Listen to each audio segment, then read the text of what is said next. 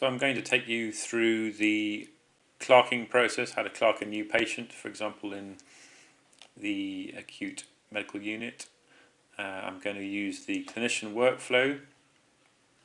I'm going to get rid of the menu items, and I'm going to start from the top of the clinician workflow using the admission tab. So this is a patient who has no history at all in the system. So we can see documents that have been previously completed, the emergency department triage form, and the thing I'm most interested in here is the clinical note from the emergency department. I can see the patient came in with abdominal pain, and here's the history that was taken in the emergency department. I don't really want to replicate that, so I'm going to highlight that, and you can see this little tag button comes up here. I'm going to tag it, and I'll show you later on how that will be used. So the emergency department thinks the patient has gastroenteritis, and they've given them some IV fluids. So that's basically the summary of what happened in the emergency department. They've asked for admission for IV fluids and stool sampling. So I'm going to go and see the patient now, or this could be done at the desk after you've seen the patient, or ideally you take a cow to the patient's bedside and this information could be entered in real time. Now I've already tagged that information from the emergency department, so I'm not going to repeat that because I want to minimize the amount of duplication, but I'm going to add a bit more information here, and I'm going to use voice recognition to enter this, but obviously this could be typed as well. Since admission, patient notes that sister has also had abdominal pain and diarrhea, and mother is not feeling well, full stop. They all ate prawns at a restaurant last night. A couple of minor changes here that were misspelt. I'm going to correct. I'm going to go through the history, past medical history of this patient now. There's nothing documented, as I've already said. So the Histories tab is really a view-only tab. Unfortunately, to update this, you need to go into the menu and go to the Histories tab. I can now enter the fact that the patient has previously had an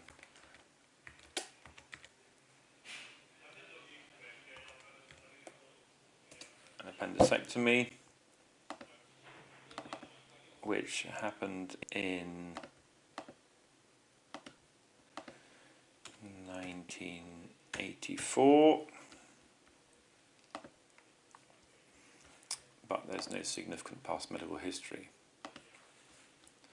So I can refresh this now, and you can see there is the appendectomy. Review of systems. No other symptoms noted, full stop. Normally fit and well with good exercise tolerance, full stop. No other concerns.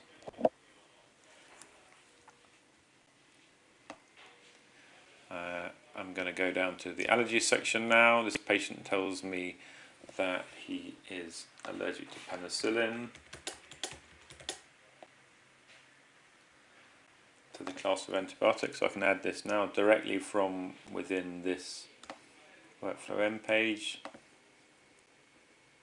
He has an allergy.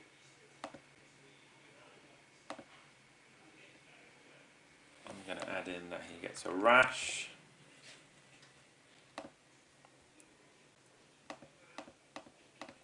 And save that. Now, for entering his drug history, there are two ways of doing this. This can be done either through the Home Medications tab or through the Medications and Medical Devices tab. So the Medications and Medical Devices, and I'm going to go into Meds History, Document by Meds History, and I'm going to add the fact that the patient is taking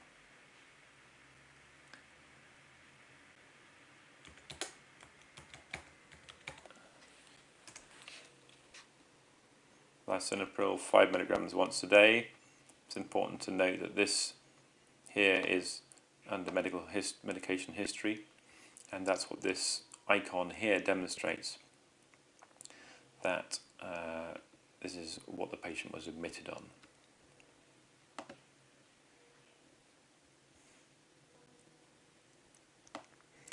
Having updated that, now you can see that the lisinopril has appeared in the home medications.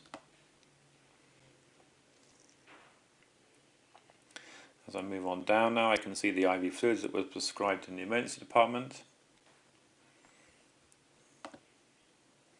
If I want to hover over that, I can see that started at 10:35.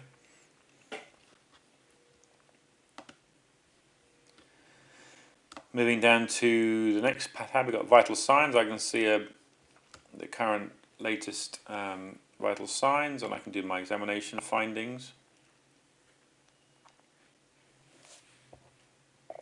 Normal cardiovascular examination, full stop. Clear chest, full stop. Abdomen is generally tender but soft with no evidence of guarding, full stop. I note the PR was performed in the emergency department and was unremarkable, so I did not repeat this, full stop. New line. Patient vomited 500 mils, but no evidence of blood. I'm going to correct that.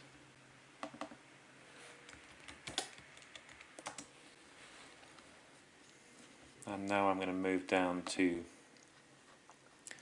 labs. Any blood results that had been ordered in the emergency department would have pulled through to here if they were available. Nothing here available at the moment. And then moving down to order profile, we can see the outstanding requirements. The patient needs a medical clerking, which is what I'm doing at the moment. These are some nursing assessments that are automatically ordered by the system. Patient needs a dementia and delirium assessment because they're over 70,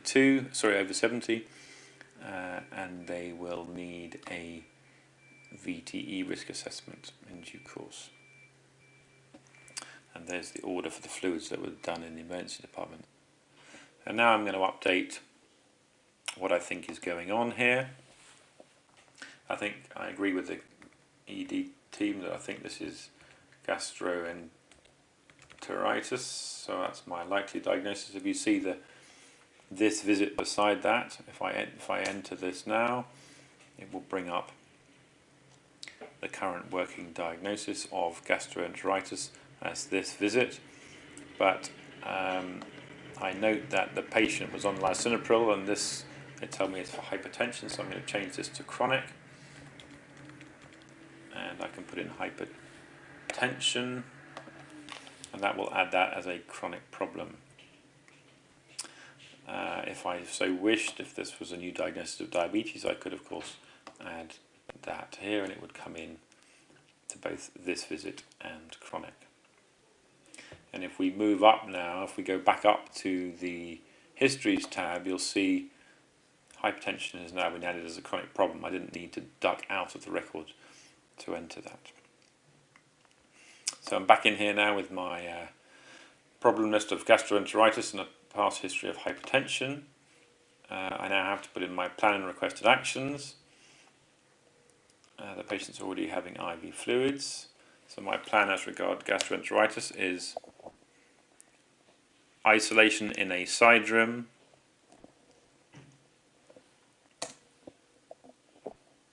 adequate hydration, stool sample when available, and await results. Aim home when symptoms resolve.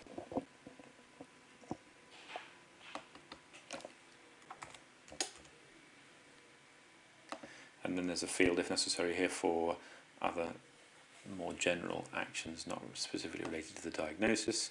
I'm going to skip over the resuscitation review. And then I will cover the hospital course at a different video, but essentially we'd like you to put in a brief summary here, which will carry across every time the patient gets reviewed.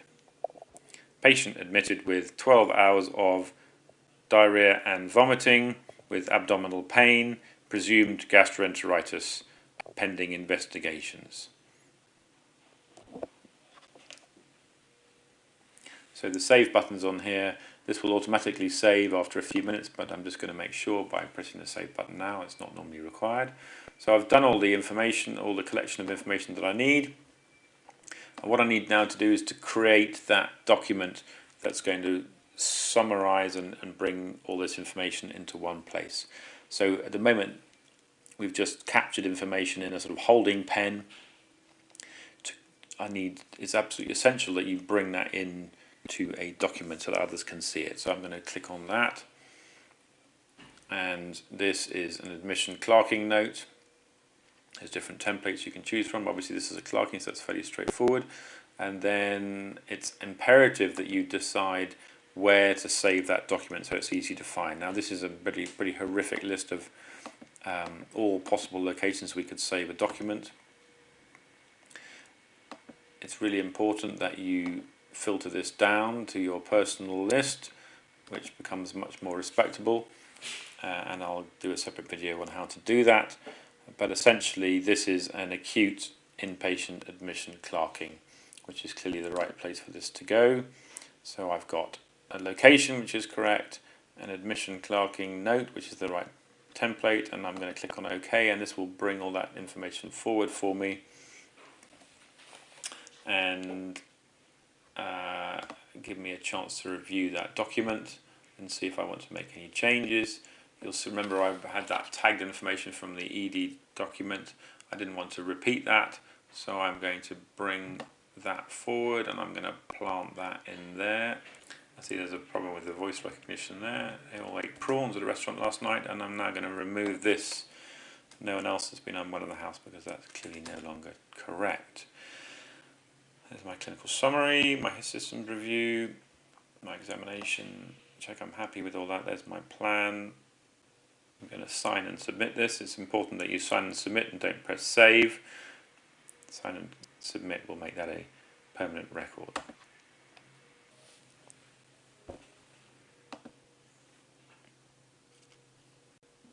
So that's how you do an admission clerking.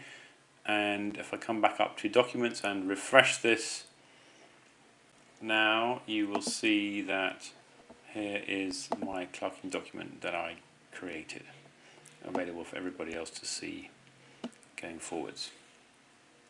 So I'll do another video on how to do the ward round and some more detailed videos around sorting out how you restrict your list of documents to make it manageable, and in particular on placing orders from within these workflow end pages